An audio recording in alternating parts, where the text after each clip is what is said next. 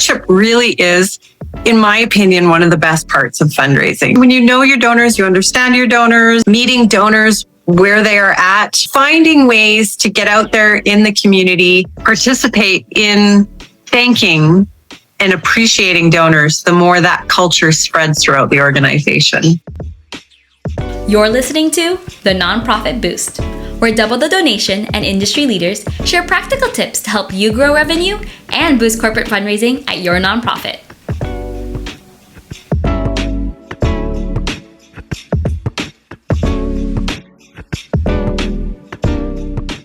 We all love the big wins, the major grants, the huge gala checks, but the heartbeat of any sustainable nonprofit is the individual donor, the everyday supporters who show up year after year. But what happens when growth flatlines, when you are doing fine, but you know you could be doing great? Today, we are talking about taking a stable program and hitting the accelerator. We are covering how to move from maintaining your donor base to truly scaling it. On the agenda are topics such as the foundational strategies most organizations overlook when trying to scale, how to deepen relationships beyond the transaction through better stewardship and reporting, the critical role of storytelling in reaching new audiences, and how to leverage technology to scale your reach without losing that personal touch. And we will be covering all of this with our guest expert today, Joanne Toller. So Joanne, would you introduce yourself to the audience? Well, thank you for having me. So I'm Joanne Toller. I am a CFRE certified fundraiser. I've been doing this 30 years, and I have the cause specialist. So I'm a nonprofit coach nowadays. I'm not actually I'm more teaching. Amazing. Thank you so much for joining me here today. I'm really excited for this conversation. Thank you. As a reminder, my name is Colleen Carroll, and I'm a member of the Double the Donation team. And as usual, I want to set the stage a little bit for this conversation. Now, as you all can see, the title at hand is Hitting Your Stride, Strategies for Scaling Individual Giving. And you may be wondering, is Colleen actually going to do an episode that has nothing to do with workplace fundraising? And the answer is actually no. And that would be because individual giving and workplace giving are inextricably linked. You cannot have a corporate matching gift without that initial individual donation. It is truly the fuel to the engine. But more importantly, promoting matching gifts is actually one of the most effective strategies to scale individual giving. We know that 1 in 3 donors say that they would give a larger gift if they knew that it would be matched. So I want you to keep that all in mind as we are learning from Joanne today about stewardship, storytelling, and digital tools, that integrating employer matching into your individual giving strategy isn't just about getting a second check from a company. It's about giving your individual donors a powerful reason to upgrade their support, stay loyal to your cause, and feel like their impact is being multiplied. Nonprofits are always being asked to do more with limited time and resources. Double the Donation's virtual summits offer practical insights, expert advice, and actionable ideas to help you grow your impact. Check out the summit calendar and register at doubletheDonation.com/virtual-summits. We'll see you there. With that, let's get into it. And Joanne, my first question for you is, what do you see as the value of individual giving in the scheme of fundraising? The base of your pyramid. There's an old school model in fundraising that fundraising is this pyramid. And at the very base is your annual campaigns, your individual donors. It's how you bring in new donors. It's how you retain your existing donors and then eventually upgrade, move them up the pyramid. So having a very robust individual annual campaign strategy is so important because of attrition too. Donors naturally fall off for different reasons. So we have to continue to keep them moving up into our organization. Absolutely.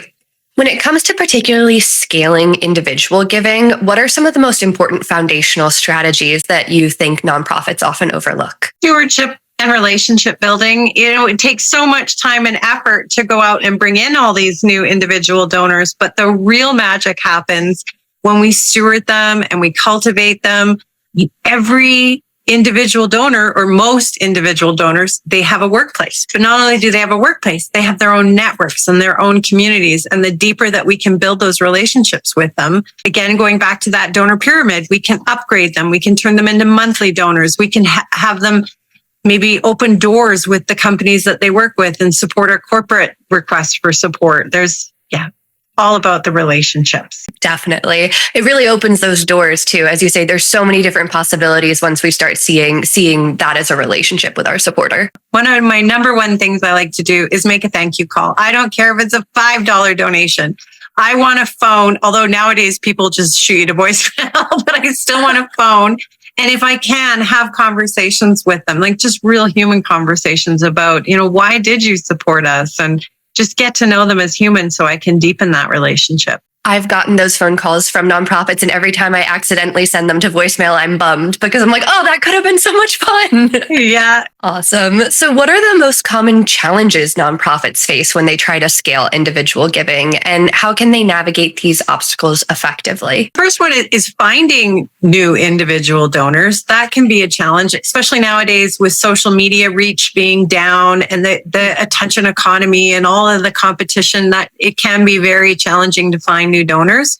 And then as well, in that same line, because people aren't answering their phones anymore, they're not opening their emails, their inboxes are so full that actually getting through to them to build those relationships has become a lot more challenging. I'm feeling like a little bit of the problem right now. My personal email inbox is a little scary at the moment. We've talked about these challenges. What can we actually do to address these effectively, particularly if we're looking to deepen relationships with individual donors beyond just asking for a donation? Getting very creative about our outreach, tapping into all of the new digital technology, meeting donors where they are at. Our older donors still love a good old-fashioned letter in the mail a lot of times, where our younger donors prefer something quick and easy, a text message. Having some really good success with students in going back out into the community. So finding ways to get out there in the community and meet new donors. I have an example. I have a domestic violence organization that I'm doing some work with, and they're in a rural community with lots of oil and gas construction. So it's guys. So they're putting together a webinar to teach men what to do when your buddies doesn't sit right with you, or perhaps he's in a toxic relationship or you're in a toxic relationship. So it's really talking to the men about it. So it's providing value for the men in the community. And then with that, there's a separate kind of email sequence they'll go through that provides value to them to nurture that relationship so that we can reach a whole new area of individual donors that just really haven't been connecting with our cause. So when we're talking about key factors that determine whether a nonprofit can successfully scale its individual giving program, what comes to mind? And how can organizations really set themselves up for long-term success? Well, capacity is the first thing that comes to mind. We spend so much time trying to go out and get the donors and run the fundraisers, and that sometimes stewardship can fall to the wayside. So really dedicating our time to that, having great technology and systems in place to help us track our donors, good donor management software, something that will set reminders for us, that has a proper pipeline that we can put them through, that will, identify perhaps some of their corporate connections. Do they make a good monthly gift opportunity? Just so utilizing technology to help us with some of that capacity. And I feel like I'm hearing a lot more and more about the generational shifts. And I know you mentioned earlier about like the letters versus the texting. So how can our nonprofits adapt their individual giving strategies to particularly better engage younger donors, such as the Millennials and Gen Z? Understanding the attention economy, understanding that we have to grab them fast. So hooks, headlines, subject lines, all of these have to be written in to attract that attention immediately. We have to stop the scroll. We have to get them to open up the emails. And with the younger donors, say you put out your newsletter, the subject line spring newsletter isn't necessarily going to resonate with them, but something like, you won't believe what happened last Tuesday. It's just something like that. They function differently, the younger generation than the older generation. Like I said, The older generation likes the old-fashioned letter in the mail. They'll read the whole thing. The younger generation are going to skim. Going along this same topic, in today's digital age where things are changing and new things are entering the scene all the time, how can nonprofits leverage technology to both enhance and scale their individual giving programs without losing the personal touch? I think technology is a beautiful thing. Something as simple as a Loom video. Say I donate $100 and then I get a Loom video from, the fundraiser, the executive director or a board member just saying, hey, thank you so much, Joanne, for your donation.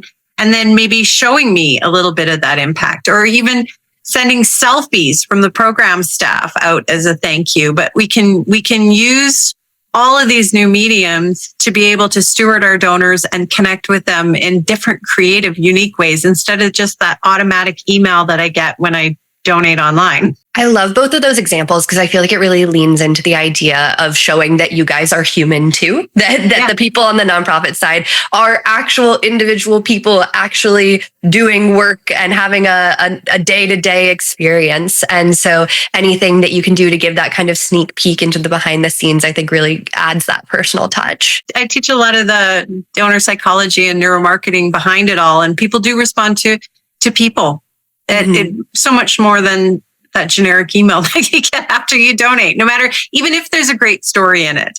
To have somebody tell me that story over a video just connects on a deeper level with me. I feel like I can just imagine the brain lighting up differently when you're getting that video versus reading something. And I love reading, but I think it would have a very different spark. So what trends or shifts do you see on the horizon for individual giving? And how can nonprofits today position themselves to take advantage of these changes in the coming years? Well, technology, it's just booming right now. And then some of the AI stuff that's coming out. So I'm seeing a lot more of the donation platforms integrating AI giving amounts so that suggested giving amounts, when you land on the page, kind of knows where you left off and will naturally just upgrade your donation a little bit. And all of the different fundraising platforms that are hitting the scene, and even some of the ones that are already out there in terms of donor management and how they're populating your monthly gift prospects and showing you right in your dashboard, you should be contacting this person, this person, and this person. So I see lots of potential with technology and AI. It's an exciting time. I feel like this conversation in a year from now will look very different because we'll have a whole different toolkit. I have a video coming out soon on all the latest trends, and having AI hybrid teams are a big thing that I'm starting to see. Wow. I'm excited to learn more about that. I've not put any thought into it. Amazing. So while individual giving is of course crucial and what we're dedicating this episode to, what role do you see other revenue streams playing in a balanced fundraising strategy? And how can, again, nonprofits incorporate these without feeling like they're overextending and getting a little overwhelmed? Knowing your donors. So when you know your donors, you understand your donors, then you can ask them. So let's say I'm working on a big corporate gift. I can throw out some social media posts and say, hey, does anyone work for XYZ company? We're going to be putting in a request and we would love to have somebody from the inside help support it. People love to step up in other ways. So really leveraging our individual donors to help us grow our major gifts fundraising. Perfect. How can nonprofits build a donor-centered culture within their organization, ensuring that individual giving is not just a financial transaction, but part of a larger mission-driven movement? And that's having staff and board participate in some of the stewardship, because stewardship really is, in my opinion, one of the best parts of fundraising. So they can be helping with the thank you calls. They can be doing the Loom videos. They could be taking pictures at the program, like doing selfies at one of your programs, just to thank the donors. If the more they participate in thanking and appreciating donors, the more that culture spreads throughout the organization. I'm with you. I think that's the fun part, the relationship building. Amazing. Well, we are about to wrap up, but I do have one final question for you, which is if you have any final words of encouragement or pieces of advice that you want to share with the audience today based on this conversation. Keep learning. Follow the blogs, follow the YouTube videos, stay current on what's going on, but don't change every shiny object. But stay current, because there is so much that's happening, and it's happening so quickly right now and there's tons of resources out there to stay current, like this podcast. And, you're going to, if you keep learning, you'll just keep growing. Definitely. And we can all keep learning together. Again, I feel like I hear a new idea every day about workplace fundraising, which is, again, what I think about every day. And so the world is really opening up for us. Wonderful. Well, Joanne, thank you so much for your time. I learned so much, and I'm so grateful for your expertise. And I know our community is as well. So again, huge thank you for participating today. Thank you. Here's your next steps. Visit doublethedonation.com to explore the tools and strategies that schools and nonprofits use to unlock more revenue through corporate fundraising. And if you found this video helpful, don't forget to subscribe and share the video with your team and peers.